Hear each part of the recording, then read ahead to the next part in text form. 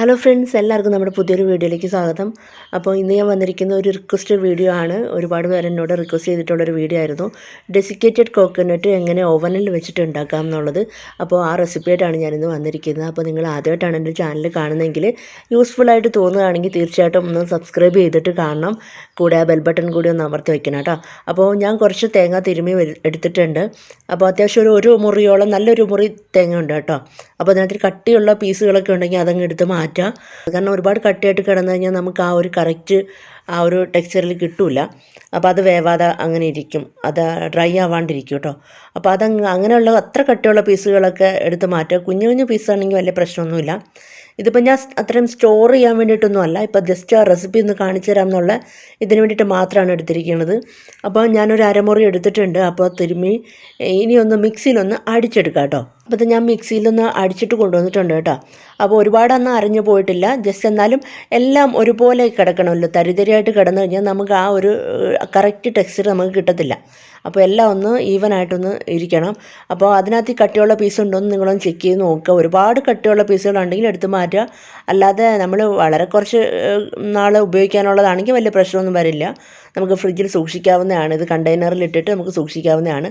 നമ്മൾ ദൂരോട്ടൊക്കെ വിദേശത്തൊക്കെ പോവുകയാണെന്ന് അങ്ങനെ കൊണ്ടുപോകാനാണെങ്കിൽ കുറച്ച് നന്നായിട്ടൊന്ന് അരച്ചെടുക്കുന്നത് നന്നായിരിക്കും. കാരണം ഒരുപാടങ്ങ് പേസ്റ്റായി പോകരുത് കേട്ടോ. ജസ്റ്റ് വെള്ളമില്ല ഡ്രൈ ആയിട്ട് നമ്മൾ അടിച്ചെടുക്കത്തില്ല, അതുപോലെ ഒന്ന് അടിച്ചെടുക്കുക. അപ്പോൾ അതിൻ്റെ കുഞ്ഞു കട്ടിയുള്ള പീസുകളൊക്കെ മാറ്റുക. അപ്പം ഒന്ന് നിരത്തി ഇട്ട് കൊടുക്കുക കേട്ടോ. അത്യാവശ്യം ഇപ്പം ഇതിൻ്റെ ഒരു കറക്റ്റ് റെസിപ്പി എന്ന് പറയുമ്പോൾ നമ്മൾ എടുക്കുന്ന പാത്രം ക്വാണ്ടിറ്റിയിലൊക്കെ വ്യത്യാസം വരും. പക്ഷേ ഇതൊരു അരമുറി തേങ്ങയാണ്. അത് കിടക്കാൻ പാകത്തിന് ഒരു പാത്രവുമാണത്. അത് ഓവനകത്ത് വെക്കുന്ന ഒരു ഗ്ലാസിൻ്റെ ഒരു ബൗളാണത്. അപ്പോൾ അതിങ്ങനെ നിരത്തി വെച്ചിട്ട് നമുക്കിനി അത് മൈക്രോവേവിൽ വെക്കാം. ഇതാ ഞാൻ അതിനകത്തിലോട്ട് ഓവനകത്തിലോട്ട് വെച്ച് കൊടുത്തിട്ടുണ്ട്. അത് നമുക്ക് ക്ലോസ് ചെയ്യാം. ക്ലോസ് ചെയ്തിട്ട് ഞാനിപ്പോൾ ഇടാൻ പോണത് മൈക്രോവേവ് പവർ ലെവലാണ് കേട്ടോ. ഇത് IFBയുടെ മൈക്രോവേവ് ഓവനാണ്. അപ്പോൾ ശ്രദ്ധിച്ചു വേണം. മൈക്രോവേവ് പവർ ലെവലിൽ ഞാനിപ്പോൾ ഇടാൻ പോണത് 2 മിനിറ്റാണ് കേട്ടോ.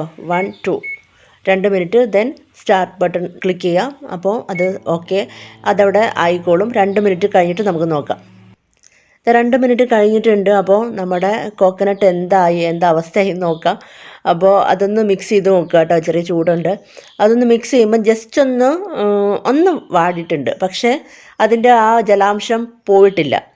അപ്പം ഇത് എന്നാൽ പിന്നെ 4 മിനിറ്റ് വെച്ചുകൂടെ എന്ന് നിങ്ങൾക്ക് തോന്നും, പക്ഷേ വെക്കരുത്.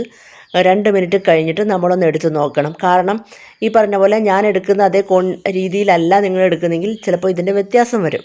അപ്പോൾ 2 മിനിറ്റ് എടുത്തിട്ട് വെച്ചിട്ട് നമ്മളതെടുത്ത് നോക്കുമ്പോൾ നമുക്ക് കറക്റ്റ് ഒരു ഐഡിയ കിട്ടും. അത് ആയിട്ടുണ്ടോ അല്ലെങ്കിൽ കരിഞ്ഞു പോകുമെന്നുള്ളൊരു ഐഡിയ അപ്പോൾ വീണ്ടും ഞാനത് ഓവനിൽ വെച്ചിട്ടുണ്ട്. വീണ്ടും ഒരു 2 മിനിറ്റ് കൊടുത്തിട്ടുണ്ട്.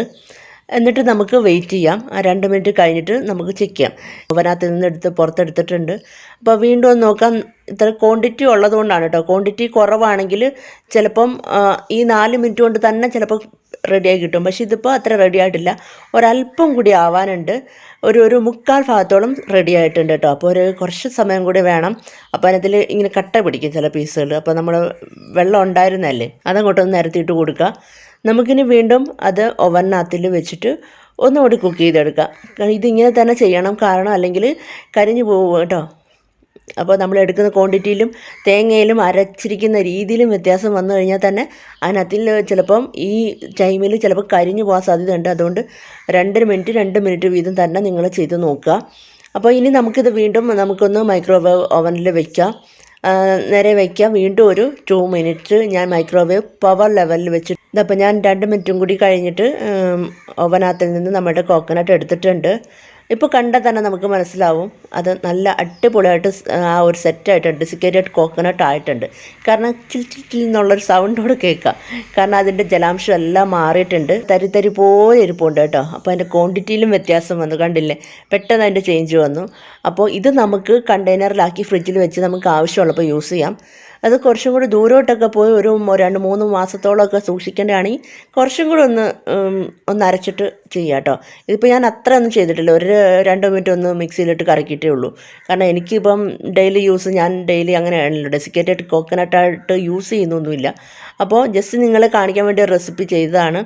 അപ്പോൾ ഇത് ഇങ്ങനെ നമ്മളിങ്ങനെ അനക്കുമ്പോൾ അതിൻ്റെ ആ കിലുക്കിലെന്നുള്ള സൗണ്ട് വരും. അപ്പോൾ നമുക്ക് മനസ്സിലാവും. കാരണം ഇത് ബ്രൗൺ ഷെയ്ഡായി പോവരുത്. കാരണം അതിൻ്റെ സ്മെല്ലും ടേസ്റ്റും എല്ലാം വ്യത്യാസം വരും. ഇതിപ്പം നമ്മൾ ഡ്രൈ ആയിട്ടെന്ന് പറഞ്ഞാൽ നമ്മൾ പച്ചയ്ക്ക് എങ്ങനെ യൂസ് ചെയ്യുന്നോ അതേ ടേസ്റ്റ് തന്നെ ആയിരിക്കും നമ്മൾ അരച്ചിട്ട് യൂസ് ചെയ്താലും. അപ്പോൾ അത് ഇച്ചിരി ഒന്ന് ബ്രൗൺ ഷെയ്ഡായി പോയി കഴിഞ്ഞ് കഴിഞ്ഞാൽ പിന്നെ കരിഞ്ഞു പോയി, അതിൻ്റെ സ്മെല്ലേ മാറിപ്പോയി. അപ്പോൾ ഈ ഒരു രീതിയിൽ തന്നെ നിങ്ങൾ ചെയ്ത് നോക്കുക. അപ്പോൾ നിങ്ങൾ തീർച്ചയായും ട്രൈ ചെയ്ത് നോക്കണം. Bye, thank U.